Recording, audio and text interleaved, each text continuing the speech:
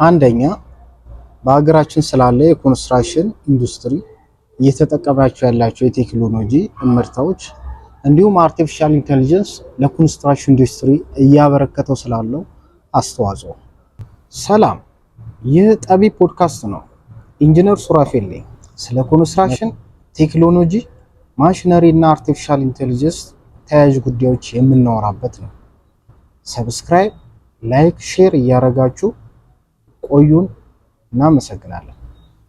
ሁለተኛ ስለ ኮንስትራክሽን ማሽነሪዎች እንዲሁም አርቲፊሻል ኢንተለጀንስ ሮቦቲክስ በኮንስትራክሽን ማሽነሪዎች ላይ እያበረከተው ስላለው አስተዋጽኦ። ሶስተኛ የኮንስትራክሽን ማቴሪያሎች ዘመናዊ የግብይት ሰንሰለት የሆነ ኢኮሜርስ እንዲሁም አንዳንድ በኮንስትራክሽን ዙሪያ ስላሉ ጆርናሎች፣ ዜናዎች እናቀርባለን። እንወያይ።